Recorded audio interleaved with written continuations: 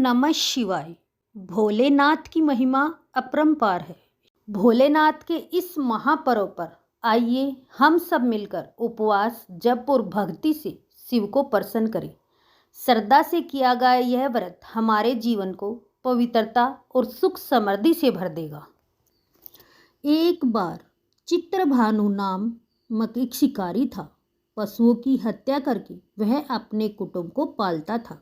वह एक साहूकार का ऋणी था, लेकिन ऋण समय पर ना चुका सकने पर क्रोधित साहूकार ने उसको शिव मठ में बंदी बना लिया।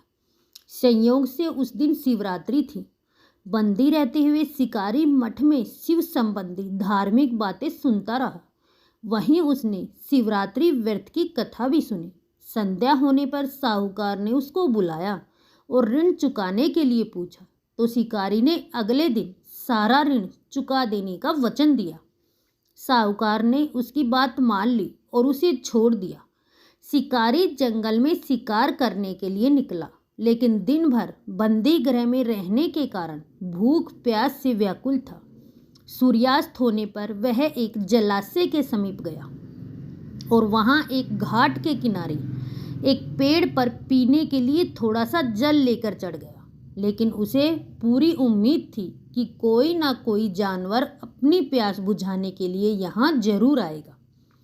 वह पेड़ बेलपत्र का पेड़ था और उसी पेड़ के नीचे शिवलिंग भी था, जो सूखे बेल पत्तों से ढका होने के कारण दिखाई नहीं दे रहा था।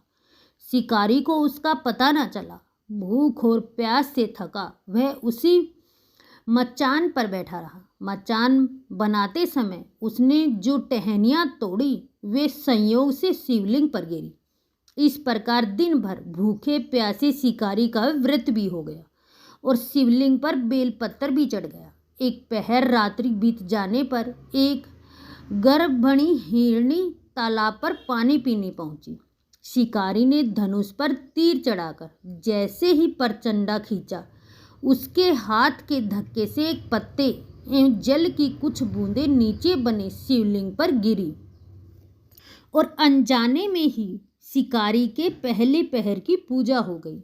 हिरनी शिकारी से बोली, मैं गर्भ से हूँ, शीघ्र ही प्रसव करूँगी।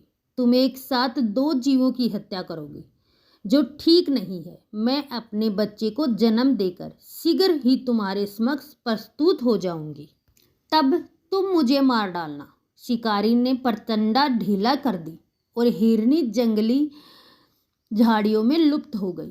कुछ ही देर बाद एक और हिरनी उधर से निकली। शिकारी की प्रसन्नता का ठिकाना न रहा।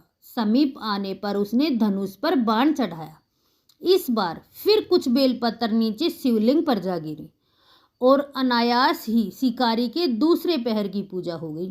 तब उसे देख हिरनी ने विनम्रतापूर्वक निवेदन किया कि मैं थोड़ी देर पहले ऋतु से निवृत्त हुई हूँ, कामातुर हिरनी हूँ, अपने प्रिय की खोज में भटक रही हूँ। मैं अपने पति से मिलन शीघ्र ही तुम्हारे पास आ जाऊंगी। शिकारी ने उसे भी जाने दिया। 2 बार शिकार को खोकर वह चिंता में पड़ गया। रात्रि का आखिरी पहर बीत रहा था, तभी एक अन्य हिरनी अपने बच्चों के साथ उधर से निकली। शिकारी धनुष पर तीर चढ़ाकर छोड़ने ही वाला था कि हिरनी बोली, मैं इन बच्चों को इनके पिता के हवाले करके लौट आऊंगी, तब तुम मुझे मार देना, इस समय मत मारो। शिकारी हंसा और बोला, सामने आए शिकार को छोड़ दूं, मैं ऐसा मूर्ख नहीं। इससे पहले मैं 2 बार अपना शिकार खो चुका हूँ। मेरे बच्चे भूख प्यास से तड़फ रहे होंगे। उत्तर में हिरनी ने कहा, जैसे तुम्हें अपने बच्चों की ममता सता रही है, ठीक वैसे ही मुझे अपने बच्चों की फिक्र है। इसलिए सिर्फ बच्चों के नाम पर मैं थोड़ी देर के लिए जीवन दान मांग रही हूँ। मेरा विश्वास करो, मैं इन्हें इनके पिता के पास छोड़कर तुरंत लौटने की प्रतिज्ञा करती हूँ। हिरनी का दीन स्वर सुनकर शिकारी को उस पर दया आ गई। उसने उस हिरनी को भी जाने दिया। शिकारी के अभाव में बेल के वृक्ष पर बैठा शिकारी बेलपत्र तोड़ तोड़ कर नीचे फेंकता जा रहा था। उसकी तीसरे पहर की पूजा भी अपने आप ही संपन्न हो गई। सूर्य उदय होने वाला था तो एक हष्ट पुष्ट हिरन उसी रास्ते पर आया। शिकारी ने सोच लिया कि इसका शिकार वह अवश्य करेगा। शिकारी की तनी प्रचन्ना देखकर हिरन विनीत स्वर में बोला, भाई, यदि तुमने मुझसे पूर्व आने वाली 3 हिरनियों तथा छोटे छोटे बच्चों को मार डाला तो मुझे भी मारने में विलंब ना करो, ताकि मुझे उनके वियोग में एक क्षण भी दुख ना सहना पड़े। मैं उन हिरनियों का पति हूँ। यदि तुमने उन्हें जीवन दान दिया है तो मुझे भी कुछ क्षण का जीवन देने की कृपा करो। मैं उनसे मिलकर तुम्हारे सामने उपस्थित हो जाऊंगा। हिरन की बात सुनकर शिकारी ने सारी कथा हिरन को सुना दी। तब हिरन ने कहा, मेरी तीनों पत्नियां जिस प्रकार प्रतिज्ञाबद्ध होकर गई हैं, वे मेरी मृत्यु से अपने धर्म का पालन नहीं कर पाएंगी। अतः जैसे तुमने उन्हें विश्वास पात्र मानकर छोड़ा, वैसे ही मुझे भी जाने दो। मैं उन सब के साथ तुम्हारे सामने शीघ्र ही उपस्थित होता हूँ। उपवास, रात्रि जागरण तथा शिवलिंग पर बेलपत्र चढ़ाने से शिकारी का हिंसक हृदय निर्मल हो गया। उसने भगवत शक्ति का वास हो गया। उसके हाथ से धनुष तथा बाण छूट गया और उसने मृग को जाने दिया। थोड़ी ही देर बाद वह हिरनी सपरिवार शिकारी के समक्ष उपस्थित हो गया ताकि वह उसका शिकार कर सके, किंतु जंगली पशुओं की ऐसी सत्यता, सात्विकता एवं सामूहिक प्रेम भावना देखकर शिकारी को बड़ी ग्लानि हुई। उसके नेत्रों से आंसुओं की छड़ी लग गई। उस हिरन परिवार को मारकर शिकारी ने अपने कठोर हृदय को जीव हिंसा से हटाकर सदा के लिए कोमल एवं दयालु बना लिया। देवलोक से समस्त देव समाज भी इस घटना को देख रहे थे। उसके ऐसा करने पर भगवान शंकर ने प्रसन्नतापूर्वक तत्काल उसे अपने दिव्य स्वरूप का दर्शन करवाया तथा उसे सुख समृद्धि का वरदान देकर गुहा नाम प्रदान किया। यही वह गुहा था जिसके साथ भगवान श्री राम ने मित्रता की थी। बोलिए शंकर भगवान की जय। बोलिए माता पार्वती की जय। महाशिवरात्रि की दूसरी कथा। एक बार की बात है, माता पार्वती शिव जी को पति रूप में प्राप्त करने के लिए घोर तप कर रही थी। उसके तप को देखकर देवताओं ने शिव जी से देवी मनोकामनाओं को पूर्ण करने की प्रार्थना की। भगवान शिव ने पार्वती जी की परीक्षा लेने के लिए सप्तऋषियों को भेजा। सप्तऋषियों ने शिव जी को सैकड़ों अवगुण गिनाए, पर पार्वती जी को महादेव के अलावा किसी और से विवाह मंजूर नहीं था। विवाह से पहले सभी वर अपनी भावी पत्नी को लेकर आश्वस्त होना चाहते थे, इसलिए शिव जी ने स्वयं भी पार्वती की परीक्षा लेने की ठानी। भगवान शंकर प्रकट हुए और पार्वती जी को वरदान देकर अंतर्ध्यान हुए। इतने में पार्वती माता जहाँ तप कर रही थी, वहीं पास में तालाब में मगरमच्छ ने एक लड़के को पकड़ लिया।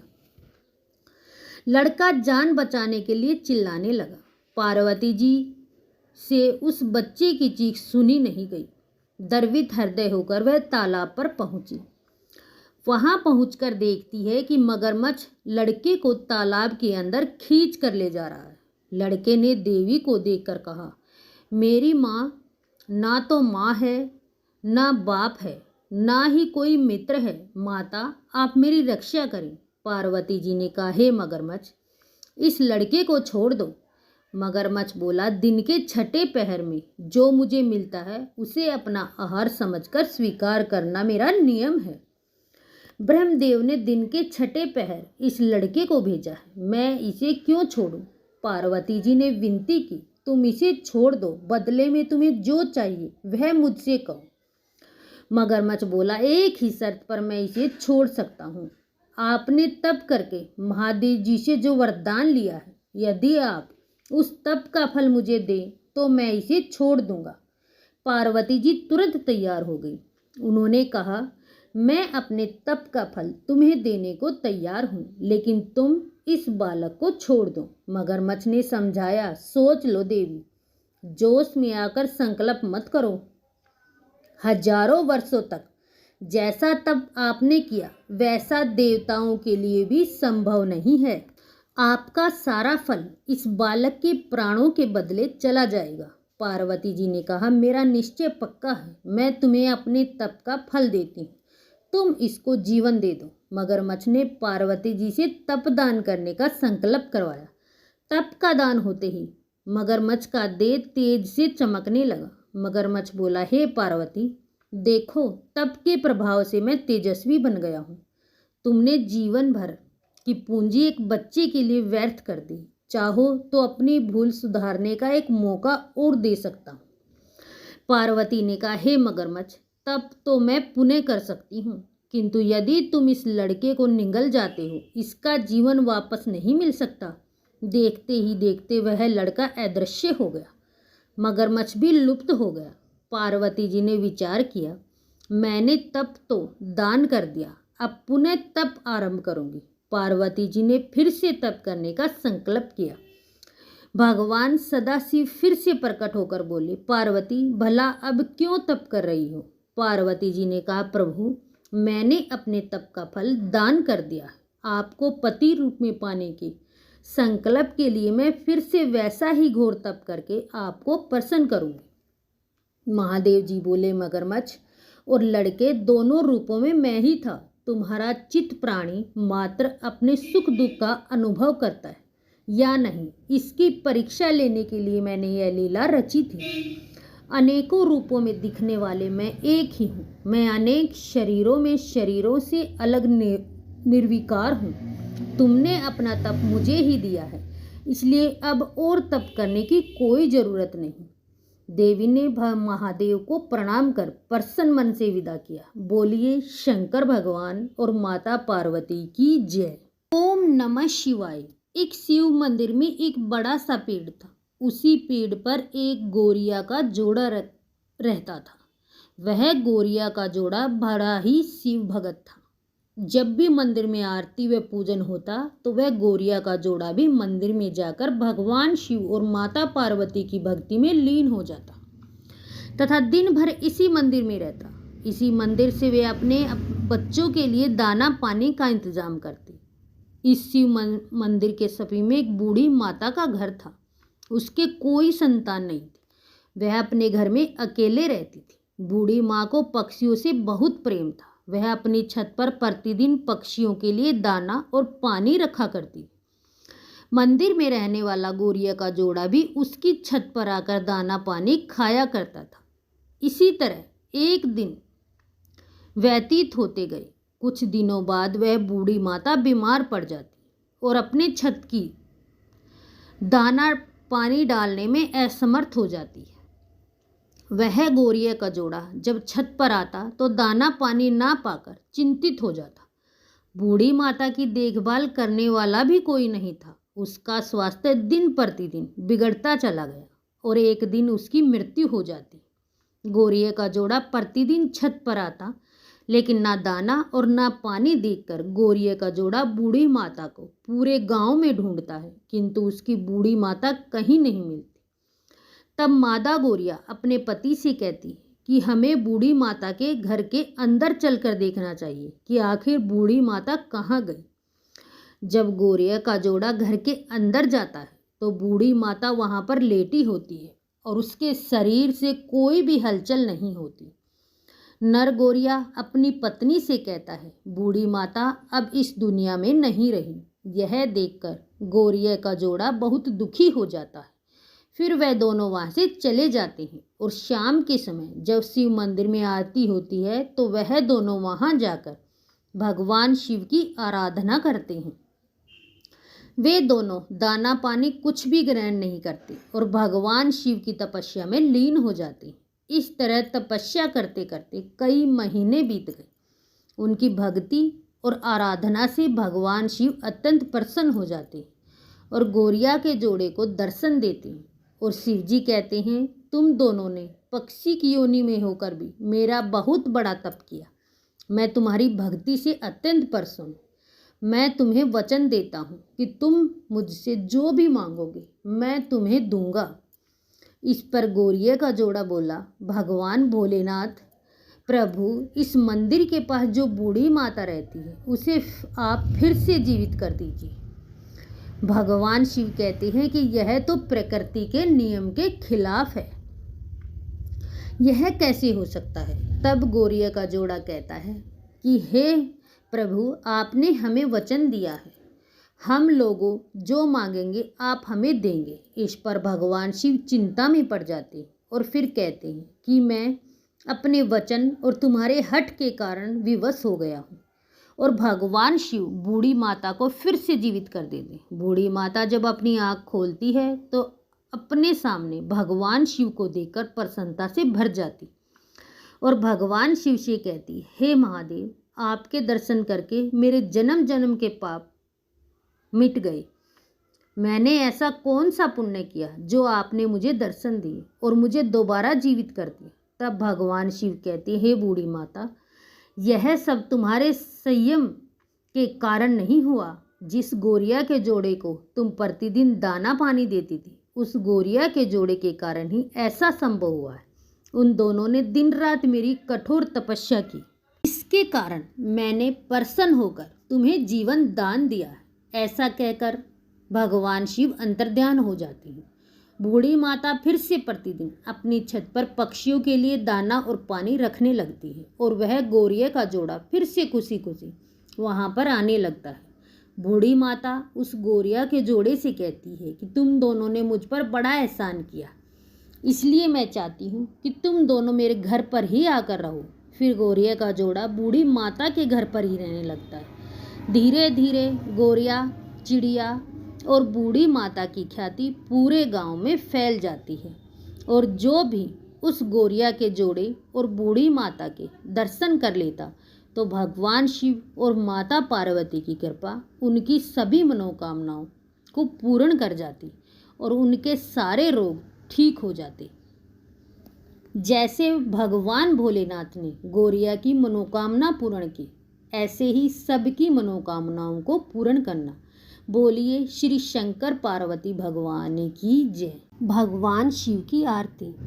जय शिव ओमकारा, हर शिव ओमकारा, ब्रह्मा विष्णु सदा शिव, ब्रह्मा विष्णु सदा शिव, हरदा की धारा। ओम जय शिव ओमकारा, एकानन चतुरानन पंचानन राजे, निशासन गरुड़ासन वृषवाहन साझे। ओम जय शिव ओमकारा, दो भुज चार चतुर, दस भुज ते सोहे, त्रिगुण रूप निरखता, त्रिभुवन जन मोहे। ओम जय शिव ओमकारा, अक्षमाला वनमाला मुंडमाला धारी, चंदन मृग मद सोहे, भोले शशिधारी। ओम जय शिव ओमकारा, श्वेतांबर पीतांबर बागांबर अंगे, सनकादिक ब्रह्मादिक भूतादिक संगे। ओम जय शिव ओमकारा, लक्ष्मी वर गायत्री पार्वती संगे, अर्धंगी अरुण त्रिभंगी, सिर सोहत गंगे। ओम जय शिव ओमकारा, कर के मध्य कमंडल चक्र त्रिशूलधारी, सुखहारी दुखहारी जगपालनकारी। ओम जय शिव ओमकारा, ब्रह्मा विष्णु सदा शिव जानत अविवेका, प्राणवाक्षर में शोभित ये तीनों एका। ओम जय शिव ओमकारा, तेरे गुण स्वामी जी की आरती जो कोई नर गावे, कहत शिवानंद स्वामी सुख संपत्ति पावे। ओम जय शिव ओमकारा, ओम जय शिव ओमकारा, पार्वती प्यारा, भोला पिए भंग प्याला, जटा में गंगधारा। जय जय शिव ओमकारा, जय जय शिव ओमकारा।